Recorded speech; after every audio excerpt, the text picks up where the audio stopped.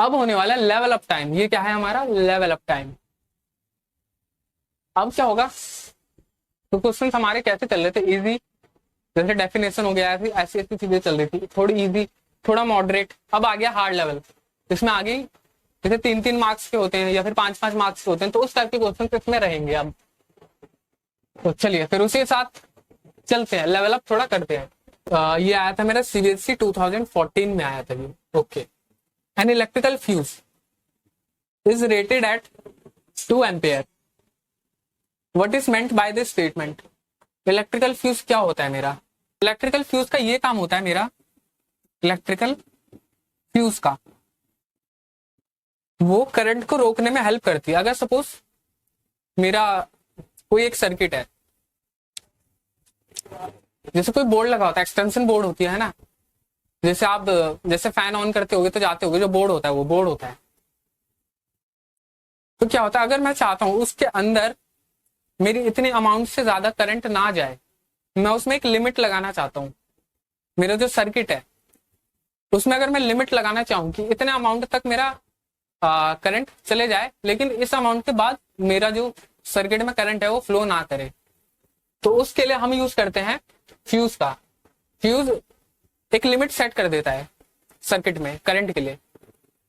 तो इसमें भी वैसे ही, इसमें 2 एम्पेयर दे रखा है। इसका मतलब ये है कि कोई एक सपोज मेरा सर्किट है, अगर उसमें मैं ये इलेक्ट्रिकल फ्यूज लगा दूं, उसके अंदर फिट कर दूं, जिसकी रेटिंग क्या है मेरी 2 एम्पेयर, मतलब कि 2 एम्पेयर से ज्यादा करंट मेरा उस सर्किट में फ्लो नहीं कर पाएगा। क्या नहीं कर पाएगा, नहीं फ्लो कर पाएगा। इतना सिंपल सा कहने का मतलब था, ज्यादा कुछ है नहीं, इतना ही सिंपल था, यही सब चीजें बस। इलेक्ट्रिकल फ्यूज क्या करता है मेरा, limits the current, limits the flow of current.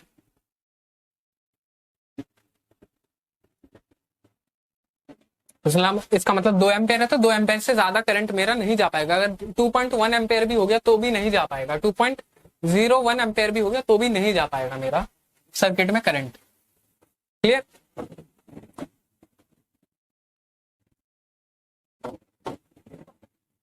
अब चलते बी वाले पे, एक खत्म, tick. An electric iron of 1 kilowatt is operated at 220 volt. Find which of the following fuses that respectively rated at 1 am, 1 ampere, 3 ampere and 5 ampere can be used in it.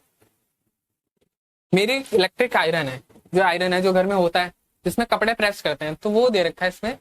तो अगर मेरी electric iron है वो इतना voltage लेती है और इतना पावर लेती है 1 किलोवाट, तो मैं किस अमाउंट का फ्यूज उसमें फिट करूं, इन तीनों में से किस अमाउंट का फ्यूज उसमें फिट करूं कि आयरन जो है चले बढ़िया से, देख लेते हैं। उसके लिए क्या करना पड़ेगा, हमें ये चेक करना पड़ेगा कि जो मेरा इलेक्ट्रिक आयरन है वो कितना करंट ले रहा है ना, कितने वोल्टेज, कितने पावर और इतना वोल्टेज कंज्यूम करने पर कितना करंट ले रहा है। तो पहले करंट निकालना पड़ेगा। तो करंट निकालने के लिए इसमें पावर दे रखी है मेरी, वोल्टेज दे रखी है। अब क्या करना पड़ेगा, P = V × I होता है, सुना है, सुना है, ऐसा सुना है क्या, P = V × I होता है, ऐसा कुछ कुछ सुना होगा आपने, है ना। एनसीईआरटी की बुक में ऐसा कुछ कुछ दे रखा होगा, पता नहीं क्या देते रहते, कुछ भी दे देते हैं ना। क्या है ये P × V × I, P = V × I क्या है ये, बहुत इंपॉर्टेंट चीज है, इसी से आपके 3 मार्क्स पक्का होंगे, पक्का हो जाएंगे इससे। देखते हैं, चलिए। पावर है मेरा किलोवाट, उसको 1000 वाट लिखना पड़ेगा, क्योंकि किलोवाट को 1000 वाट में ही कन्वर्ट करना पड़ेगा। सो कर लिया हमने। 200 वोल्टेज मेरी 220 है, इंटू आई।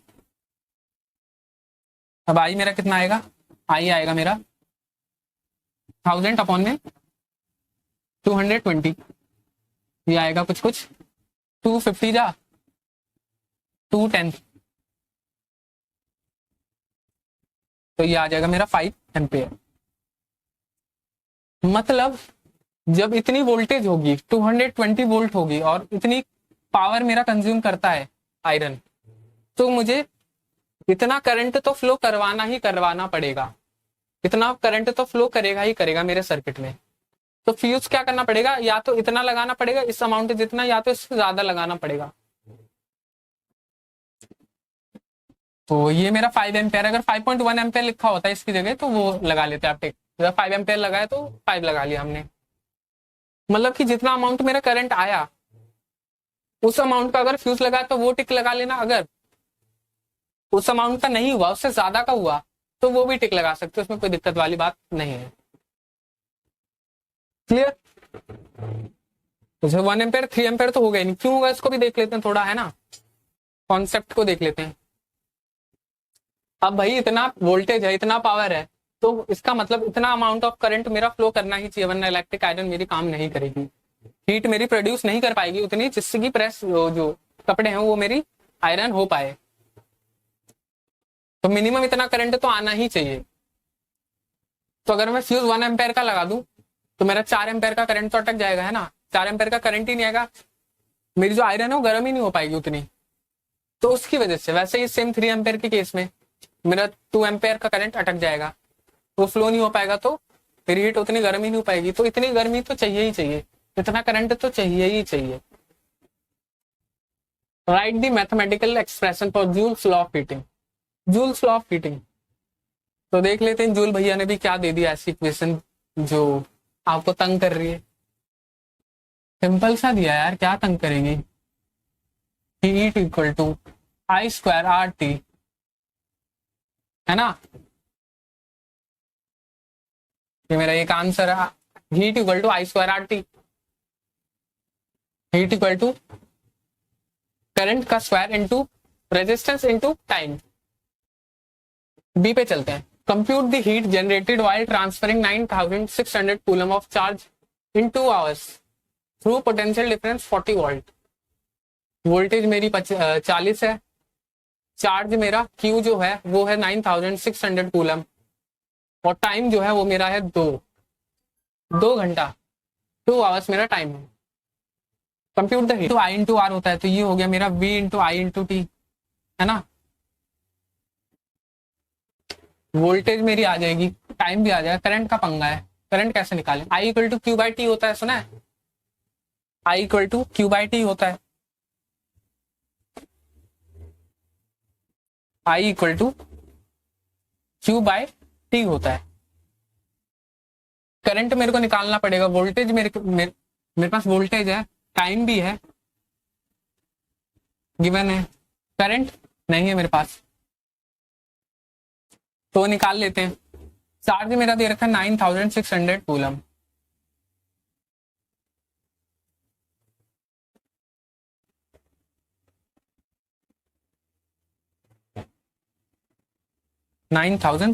कूलम, और टाइम मेरे पास है 2 घंटे।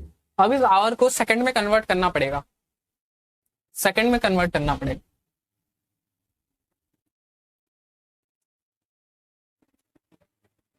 क्योंकि charge I equal to Q by T क्या होता है मेरा, फ्लो ऑफ चार्ज पर सेकंड, जैसे लिखते हैं ना 1 कूलम अपॉन में सेकंड, तो 1 कूलम चार्ज मेरा 1 सेकंड में फ्लो हो गया, तो है ना, तो सेकंड लिखते हैं इधर हम, टाइम को सेकंड, सबसे छोटी यूनिट जो होती है वो लेकर चलते हैं, तो सेकंड होती है, तो 2 आवर को हम सेकंड में कन्वर्ट करेंगे, तो 10,200 सेकंड।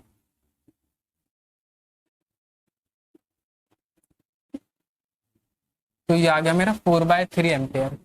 ये मेरा आया, अभी करंट आया है, ये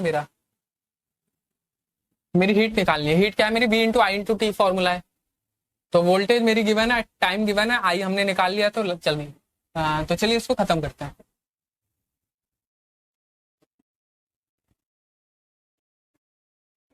तो suppose H equal to I square R T, मेरा V इंटू आई था, हीट था मेरा V into I into T, voltage थी मेरी 220, करंट था मेरा 4/3 निकला था, और टाइम कितना था मेरा 2 घंटे थे, लेकिन उसको कन्वर्ट किया था हमने 7200 सेकंड में।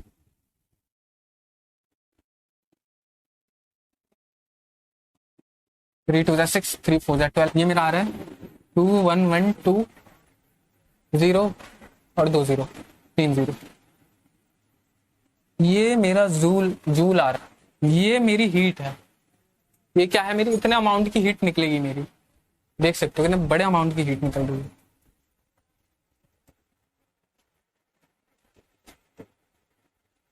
तो 12th मेरा हो गया खत्म। चलते हैं हम 13th पे। तो हमारे पास तीन रेजिस्टर्स है 9 ओम। इसको देख लेते हैं, सर्किट में बना लेते हैं एक बार। तीन मेरे पास 9 ओम के रेजिस्टेंस है, 9 ओम 9 ओम 9 ओम। पहला है 13.5 ओम। अगर हम इसको दो रेजिस्टेंस को अगर पैरेलल लगाएं, तो अगर हम तीनों को अगर सीरीज में लगाएं, अगर हम तीनों रेजिस्टेंस को अगर हम कैसे लगाएं, सीरीज में लगाएं, तो 9 + 9 + 9 ये मेरी क्या है, सीरीज में लगाया अगर रेजिस्टेंस को, तो ये आ जाएगा मेरा 27 ओम, है ना। तो ये तो बहुत ज्यादा है 13.5 से। तो अब क्या करें, अब हमें क्या करना पड़ेगा, किसी दो रेजिस्टेंस को हमें पैरेलल में लगाना पड़ेगा। ये हमारे दो रेजिस्टेंस है पैरेलल में, और ये हमारी एक रेजिस्टेंस है सीरीज में।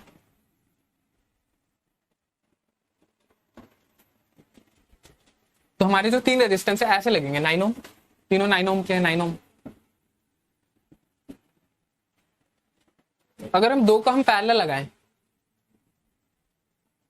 इन दोनों को हमने पैरेलल लगाया और इसको सीरीज में लगाया, तो क्या होगा, तो 1/9 + 1/9 ये हो जाएगा 2/9। तो ये जो इन दोनों का जो रेजिस्टेंस है, नेट रेजिस्टेंस, इक्विवेलेंट रेजिस्टेंस है। इक्विवेलेंट रेजिस्टेंस मतलब टोटल रेजिस्टेंस। इन दोनों को अगर हम कंबाइन कर दें, एक साथ जोड़ दें, तो मेरा रेजिस्टेंस जो है कितना निकल के आएगा, वो मेरा इतना निकल के आएगा, वो आएगा मेरा 9/2, मतलब 4.5 रेजिस्टेंस, है ना। अब ये सीरीज में, इनका हमने नेट रेजिस्टेंस निकाला, वो निकला मेरा 9/2। तो 9/2 प्लस ये वाला 9 ओम, तो मेरा आ जाएगा कुछ निकल के 9/2 + 9, ये आ जाएगा मेरा 9 + 18 27/2,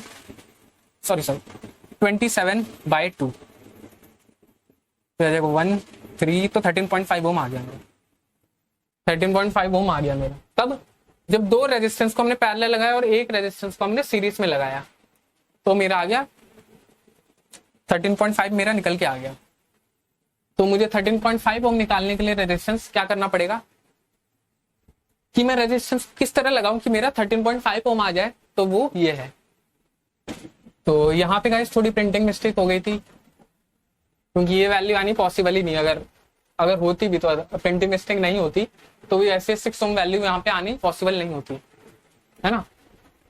क्योंकि अगर तीनों रेजिस्टेंस को अगर आप पैरेलल भी लगा देते तो 3 ओम आ जाती, लेकिन 6 ओम नहीं आ पाती। अब हम चलते हैं नेक्स्ट पे। तो नेक्स्ट पे जैसा मैं अभी लिख रहा था थोड़ा, तो ये ऑफ हो गया था थोड़ा कैमरा, तो अभी देखते हैं। तो यहाँ पे दो लैंप दे रखी है, दोनों के वोल्टेज दे रखी है, दोनों की पावर दे रखी है हमें। लैंप 1 की 100 वॉट है और 220 वोल्टेज है, और लैंप 2 की 60 वॉट है और जो वोल्टेज है मेरी 220 वोल्टेज कंज्यूम कर रही है। तो इसमें निकालना क्या है, इसमें बताना है हमें कि दोनों जो लैंप है वो करंट कितना कंज्यूम करेंगी। दोनों का हमें नेट करंट निकालना है, कितना नेट करंट कंज्यूम करेंगी। और इसमें ये बता रखे जो लैंप 1 और लैंप 2 है, वो दोनों ना पैरेलल में लगी हुई है, पैरेलल में है। तो पैरेलल में लगी हुई है, तो इसका मतलब हमें रेजिस्टेंस निकालना पड़ेगा करंट निकालने के लिए। तो उसको देख लेते हैं अगर करंट, पहले P = V × I = V² R। ये भी एक फॉर्मूला है ना, ये भी एक फॉर्मूला है, ये भी एक फॉर्मूला है ना। देखो V² R इसलिए लगेगा क्योंकि हमें वोल्टेज दे रखी है, पावर दे रखी है, और हमें रेजिस्टेंस निकालना है। अगर करंट दे रखा होता और पावर दे रखा होता, तो तब हम ये जो P = V × I है, ये वाला हम लगाते। तो अभी हमें वोल्टेज और पावर दे रखा है, तो इसलिए हमने ये वाला लगा लिया है। तो निकालते हैं पहले रेजिस्टेंस 1। पावर मेरी जो पहले लैंप की थी वो थी मेरी 100 वॉट, और जो वोल्टेज थी वो थी मेरी 220। का स्क्वायर। तो ये मेरा रेजिस्टेंस है पहला वाला, इसको सॉल्व नहीं कर रहे इसलिए क्योंकि ये आगे जाके कटेंगी, वैल्यू कटेंगी, इसलिए एनसीईआरटी ने ऐसे दे रखी होती है। पेपर में जब भी ऐसे क्वेश्चन करो, ऐसी बड़ी वैल्यू आ रही है, अगर आप रिजल्ट तक नहीं पहुंचे उससे पहले अगर ऐसी बड़ी बड़ी वैल्यू आ रही है तो उसको काटना ही मत, वो कटेंगी। उसने सेट इस हिसाब से कर रखा होता है एग्जामिनर ने कि वो वैल्यू कटेंगी, आगे जाके कटेंगी वो, इसलिए 2 भी निकाल लेते हैं। तो वो आ जाएगा मेरा R2 इक्वल टू ये 100, वो था 60 वॉट थी, पावर मेरा 60 था, और जो वोल्टेज थी वो मेरी थी सेम 220। तो ये मेरा R1 आ गया, ये R2 आ गया। अब ये दोनों पैरेलल में है, अब इनका नेट रेजिस्टेंस निकालना होगा। जब तक हम नेट रेजिस्टेंस नहीं निकालेंगे तब तक हम नेट करंट कैसे निकाल पाएंगे, है ना। तो इसलिए पहले हम नेट रेजिस्टेंस निकालेंगे, दोनों को कंबाइन करके उनका जो नेट रेजिस्टेंस है, जो टोटल रेजिस्टेंस है या फिर जो इक्विवेलेंट रेजिस्टेंस है वो निकालेंगे। तो जैसे पता होगा सबको, जब 2 रेजिस्टेंस पैरेलल में लग रखी होती है तो तब उसका फॉर्मूला ये होता है हमारा 1/RP equal to 1/R1 plus 1/R2, है ना। तो R1 की वैल्यू थी वो आई थी मेरी, कितनी आई थी 220 का स्क्वायर अपॉन में 100 प्लस जो R2 थी वो आई थी मेरी 60 अपॉन में 220 का स्क्वायर। ये मेरे R1 है, ये मेरे R2 है, राइट। चलिए अब यही चीज ऊपर चली जाएगी तो ये कुछ ऐसी हो जाएगी 220 का स्क्वायर अपॉन में 100 प्लस में 220 का स्क्वायर अपॉन में 60। तो अगर हम इसमें से ऊपर से हम क्या करें, 220 स्क्वायर को कॉमन ले लें, 220 स्क्वायर को कॉमन निकाल लें तो बचेगी हमारे पास 1/100 प्लस 1/60। तो अब 220 का स्क्वायर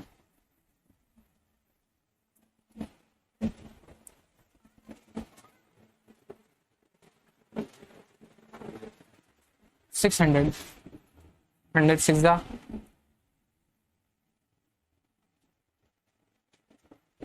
610 जा। तो जैसा कि ये मेरा नेट रेजिस्टेंस निकल के आ गया है लगभग, तो आरपी इक्वल टू 600 अपॉन में 220 का स्क्वायर इंटू 16।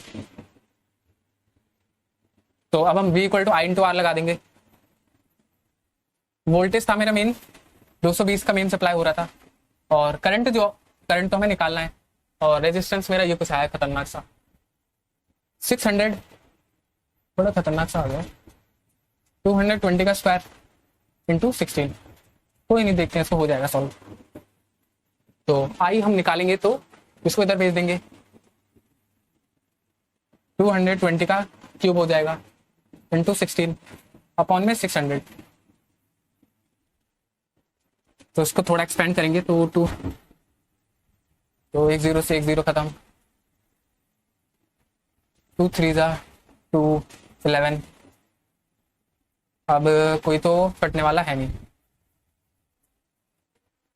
तो ये मुझे आप कमेंट में बताइए कि इसका आंसर कितना आएगा। आप सॉल्व कर लीजिएगा, इतना तो कर ही लोगे, है ना। तो इसको खत्म करते हैं, जल्दी से चलते हैं नेक्स्ट क्वेश्चन पे हमारे।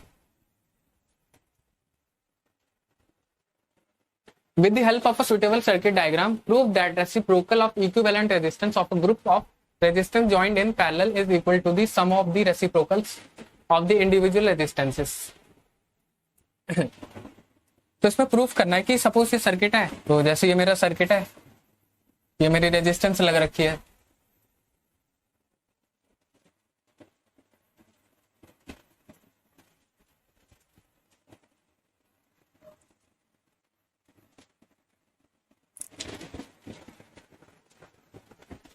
ये मेरा R1, ये मेरा R2। तो वही है कि इसमें सिंपल सा वही है कि पूछ रखा है कि जो हमारा अगर रेजिस्टेंस पैरेलल में लग रखी हो तो उससे ये होता है फॉर्मूला, जितनी भी लग रखी हो। तो इसी को हमें प्रूफ करना है, डिराइव करना है। तो कैसे होगा वो, ऐसे होगा देखो, जब रेजिस्टेंस पैरेलल में लग रखी होती है तो उसमें क्या चीज सेम होती है या फिर क्या चीज अलग होती है? जो चीज अलग होती है वो होती है हमारी करंट। करंट हमारी इसमें अलग होती है ना। वोल्टेज इधर भी सेम होती है, इधर भी सेम होती है, लेकिन करंट जो है वो अलग होता है। इधर I1 जाएगा, इधर I2 जाएगा। तो इसलिए इसको डिराइव इस तरीके से करेंगे हम।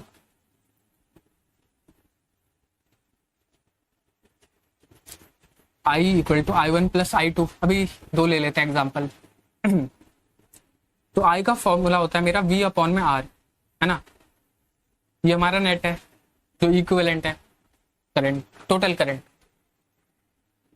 तो ये हो गया मेरा V अपॉन में R। अब वोल्टेज तो सेम रहती है, रेजिस्टेंस अलग रहता है, तो उधर इक्विवेलेंट लगा देते हैं। तो ये भी सेम V अपॉन में R1 प्लस V अपॉन में R2 हो गया। अब क्या होगा, वोल्टेज तो इन दोनों में से कॉमन आ जाएगी, वोल्टेज उड़ जाएगा और मेरे लास्ट में यही बचेगा। तो ये था V अपॉन में R equivalent equal to 1 upon में R V अपॉन में R1 प्लस V अपॉन में R2, यही था पीछे। तो V इधर से कॉमन आ जाएगा, इधर से कॉमन आ गया 1 अपॉन में R1 प्लस 1 अपॉन में R2। तो V से V कैंसल, 1 अपॉन में R इक्विवेलेंट आ गया मेरा 1 अपॉन में R1 प्लस 1 अपॉन में R2। तो ये हो गया मेरा डेराइव। तो इसलिए डेरिवेशन भी आती है बहुत बार। तो इसी के साथ हमारा previous year question, I hope कि ये जो आए होंगे आपको समझ में आए होंगे, है ना, और आपको पसंद भी आए होंगे। तो इसी के लिए लास्ट में आप सब के लिए थैंक यू फॉर वॉचिंग, और इसी के साथ मिलते हैं फिर नेक्स्ट वीडियो में। नेक्स्ट वीडियो थोड़ी एनिमेटेड वाली आएगी, जैसे मैंने बताया था, प्रॉमिस किया था एनिमेशन वाली वीडियो आएगी इलेक्ट्रिसिटी की, और उसमें मिलते हैं। मतलब उसमें तो नहीं मिल पाएंगे, उसमें मैं होऊंगा ही नहीं। तो इसी के लिए फिर मिलते हैं नेक्स्ट वीडियो में। तब तक के लिए टाटा बाय बाय, और देखते रहिए, पढ़ते रहिए और समझते रहिए। चलिए फिर मिलते हैं। आई होप कि सबको पसंद आई होगी, और शुक्रिया देखने के लिए।